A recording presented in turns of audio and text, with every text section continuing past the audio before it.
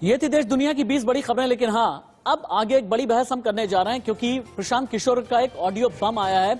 Audio बम की वजह से ये कहा जा रहा है कि क्या ममता बनर्जी का पश्चिम बंगाल में खेला खत्म हो जाएगा, कोट अनकोट। खेला का मतलब ये है राजनीतिक तौर से जिस नारे की बात की गई थी, लेकिन प्रशांत किशोर ने ऑडियो में ऐसा क्या कह दिया, ये ऑडियो क्या है, बात किससे की गई है, सवाल किसने किया और जवाब किसने दिया है, यही हम अगले 1 घंटे बड़ी बहस करने जा रहे हैं। इससे पहले कि गेस्ट के साथ में हम जुड़े, आप जान जाएं खबर क्या है।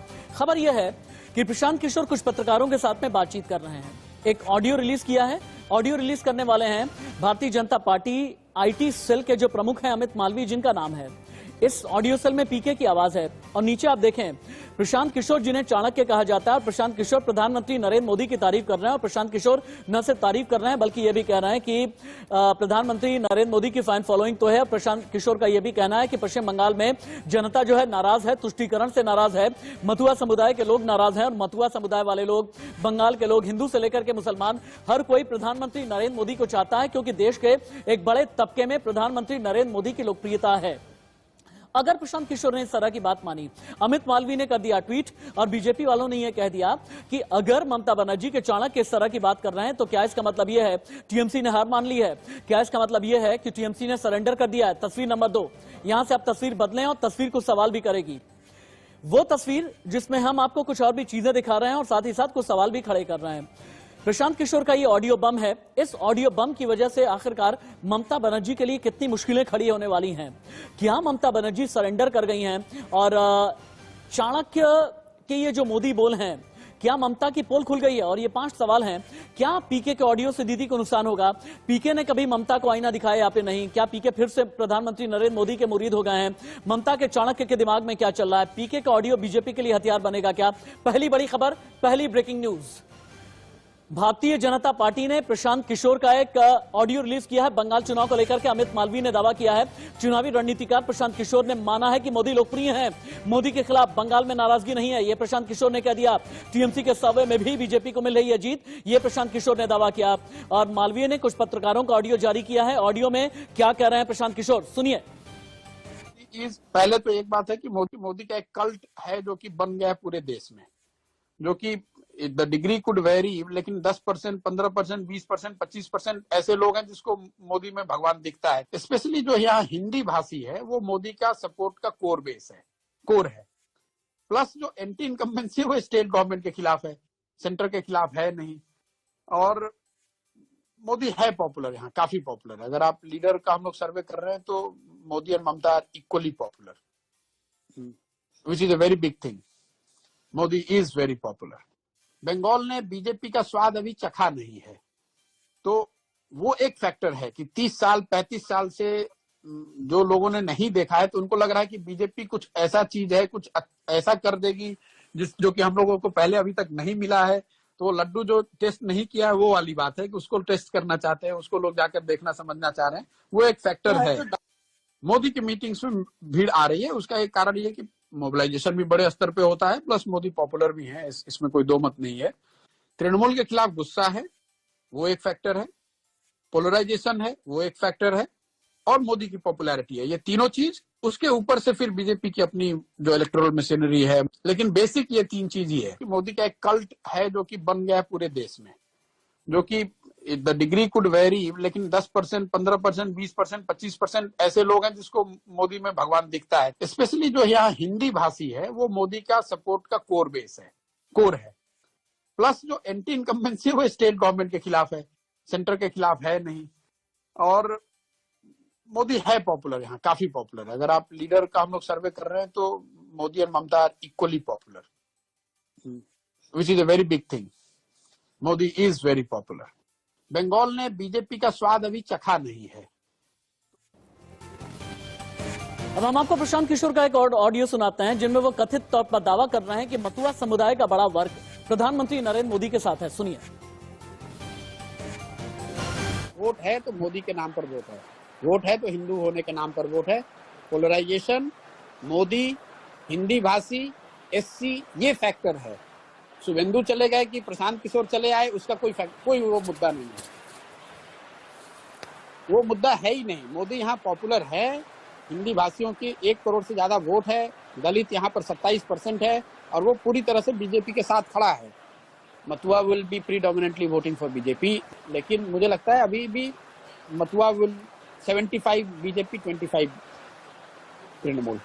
हम लोग एक सर्वे करते हैं कि आप वोट किसको दीजिएगा और सरकार किसकी बन रही है, तो सरकार किसकी बन रही है उसमें प्रीडोमिनेंटली बीजेपी ही आता है हम लोग के भी सर्वे में। उसको हम लोगों ने खंगाल कर देखा भी ऐसा क्यों आ रहा है। ऐसा इसलिए आ रहा है कि जो बीजेपी को वोट कर रहा है वो तो कह ही रहा है कि बीजेपी की सरकार बन रही है। जो लेफ्ट को वोट करने वाले 10 से 15% लोग हैं उसमें करीब 2/3 लोगों का ऐसा मानना है कि बीजेपी की सरकार बन रही है। तो वो मेजोरिटी जो है वो आपको हमेशा सुनाई देगा, हमेशा कि बीजेपी की सरकार बन रही है। लेफ्ट का जो आदमी है वो सोचता है कि भैया कुछ भी हो बीजेपी आ जाएगी तो हमारी दुकान खुल जाएगी, कम से कम अभी ममता को तो हारना चाहिए। ग्राउंड पर बीजेपी के बहुत वर्कर हैं और वो सारे वर्कर लेफ्ट से इंपोर्टेड हो सकते हैं, लेकिन वो डेडिकेटेडली आज बीजेपी के लिए काम कर रहे हैं। 50 to 55% Hindus are voting for BJP. अब आप बंगाल को उठाकर देख लीजिए, पॉलिटिक्स का यहाँ एक लाइन का सिंपल फलसफा ये रहा है कि जिसको मुसलमान वोट करेगा वो सरकार बनाएगा।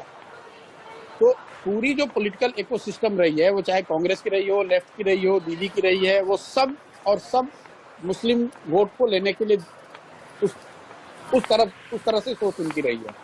पहली बार हिंदुओं को ऐसा लग रहा है कि अच्छा भैया हमको भी तो कोई पूछ रहा है।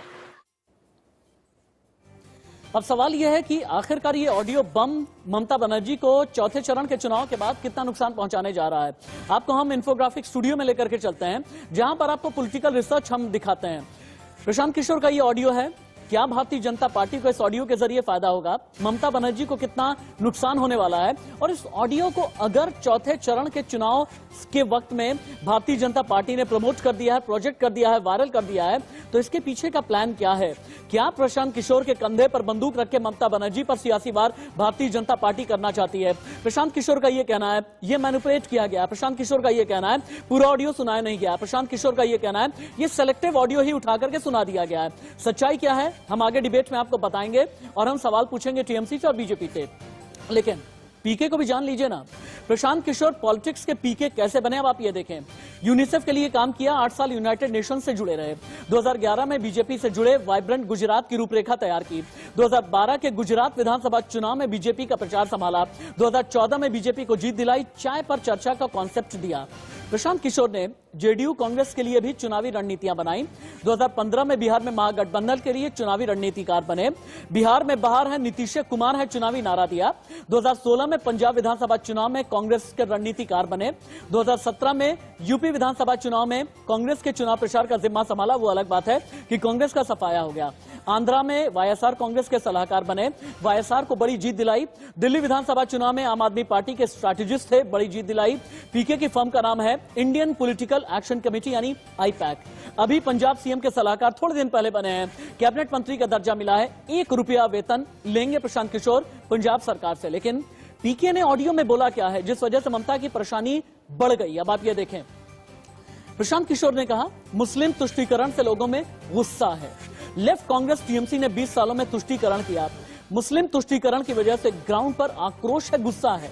प्रधानमंत्री मोदी बंगाल ही नहीं पूरे देश में बहुत ज्यादा पॉपुलर हैं। टीएमसी के खिलाफ एंटी इनकम्बेंसी है, वोटों का ध्रुवीकरण सच्चाई है और एससी वोट भी एक फैक्टर है। बीजेपी के पास जमीनी काडर है। अब हम डिबेट को ओपन कर देते हैं, इंट्रोड्यूस कर देते हैं जितने भी गेस्ट मेरे साथ में जुड़े हैं। भारतीय जनता पार्टी के नेता राहुल त्रिवेदी हैं, बादल देवनाथ जी हैं, प्रवक्ता हैं टीएमसी के, प्रेम कुमार जी पॉलिटिकल एनालिस्ट, यूसुफ अंसारी वरिष्ठ पत्रकार और राजनीतिक विश्लेषक राहुल लाल भी मेरे साथ में जुड़े हैं। बादल देवनाथ जी, ऐसा क्यों है कि सब कुछ बदला हुआ सा नजर आ रहा है। भारतीय जनता पार्टी ने एक नया पॉलिटिकल नैरेटिव सेट कर दिया। ममता बनर्जी के चाणक्य कहे जाते हैं प्रशांत किशोर ये कहते हैं तुष्टीकरण की वजह से टीएमसी के खिलाफ नाराजगी है। प्रशांत किशोर ये कहते हैं प्रधानमंत्री नरेंद्र मोदी बहुत पॉपुलर हैं। प्रशांत किशोर ये कहते हैं कि मथुआ जो है ये भी बीजेपी के साथ में जा रहा है।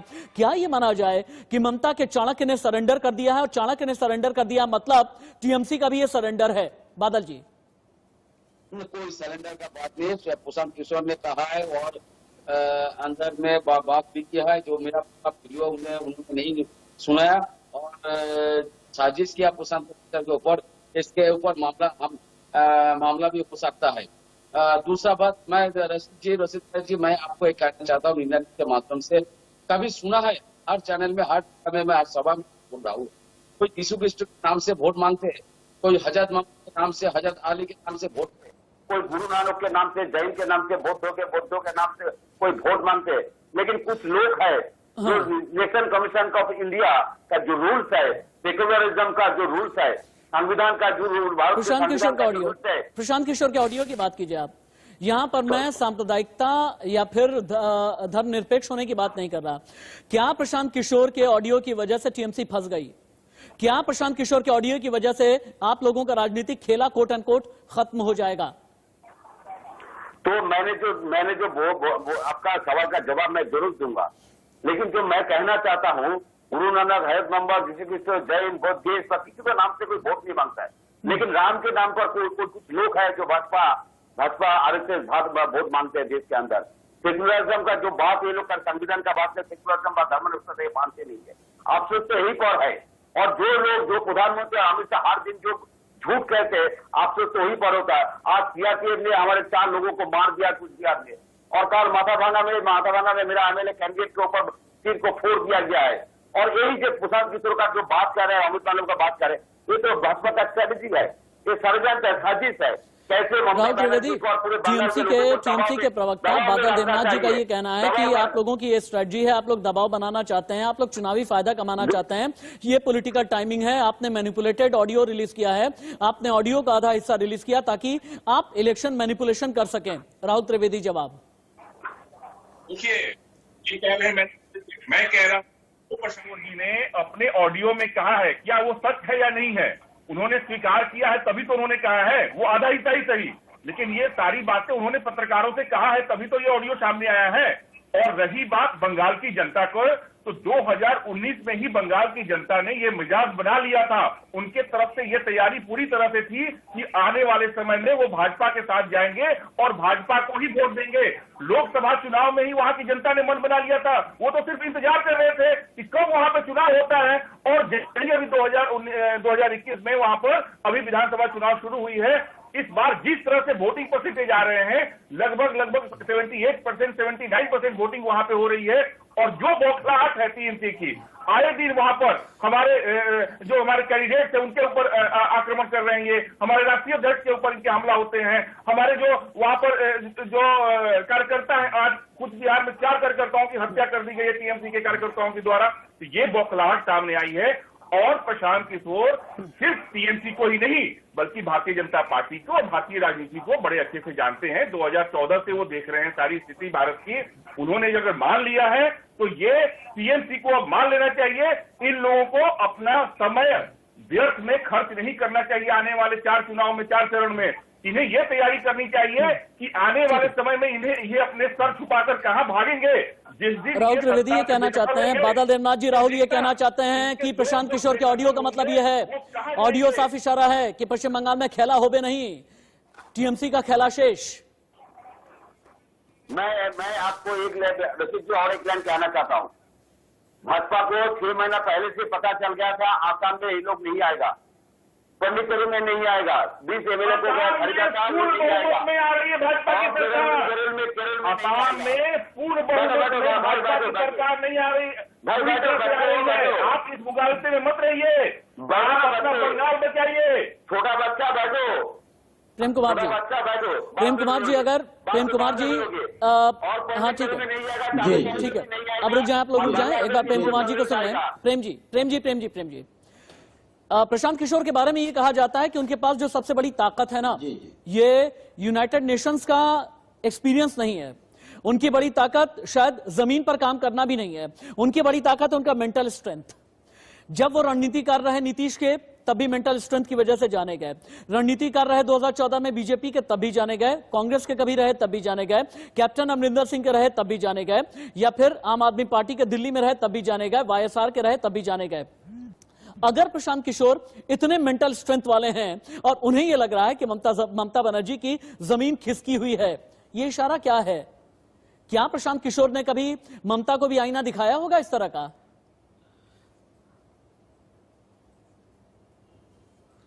देखिए राशिद जी, इस प्रकरण को हम 2 हिस्सों में बांटते हैं।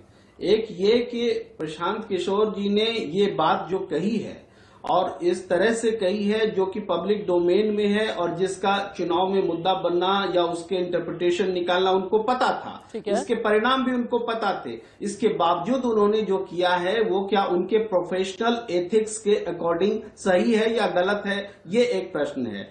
दूसरी बात है कि उन्होंने ऐसी क्या बात कह दी है जिससे ये मतलब निकाला जाए कि टीएमसी का खेला शेष या बीजेपी चुनाव जीत रही है। देखिए 3-4 बातें प्रमुख तौर पर प्रशांत किशोर जी ने कही है। एक की पोलराइजेशन हो रहा है, दूसरा की बीजेपी चीजों को मैनेज करने में स्ट्रांग है, तीसरा की मतुआ समुदाय अधिकांश वोट कर रहा है, और चौथा की एंटी इनकम्बेंसी है। और उसी से जुड़ी हुई बात है कि ममता और नरेंद्र मोदी की इक्वली पॉपुलैरिटी है। यही 4-5 बातें कही हैं। तो इसमें हम ये बताना चाहते हैं कि देखिए 2019 में भी तो हिंदू मुस्लिम पोलराइजेशन हुआ था। CSDS का सर्वे कहता है कि 70% हिंदुओं ने बीजेपी को वोट दिया और 50% टीएमसी को वोट दिया।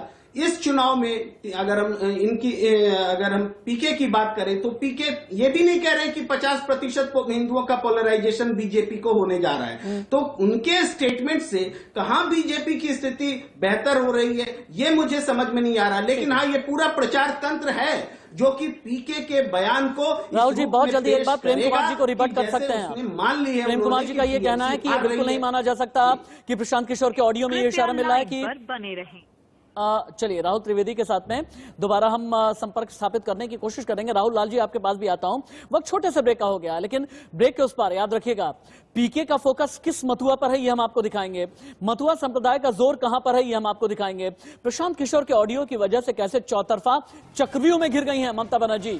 और बड़ी बात यह है तभी सिलीगुड़ी में भी प्रधानमंत्री ने यह कह दिया कि ममता दीदी बंगाल में हर कोई आपकी जागीर नहीं है, बंगाल का वोटर आपकी जागीर नहीं है। क्या यह माना जाए कि प्रशांत किशोर के ऑडियो के बाद अब भारतीय जनता पार्टी का गियर टॉप तरीके से लगने जा रहा है, यानी यहां से गियर शिफ्ट करने जा रही है भारतीय जनता पार्टी। और क्या आगे का चुनावी एजेंडा प्रशांत किशोर के इस ऑडियो के जरिए सच होने जा रहा है। एक ब्रेक, कहीं मत जाइएगा।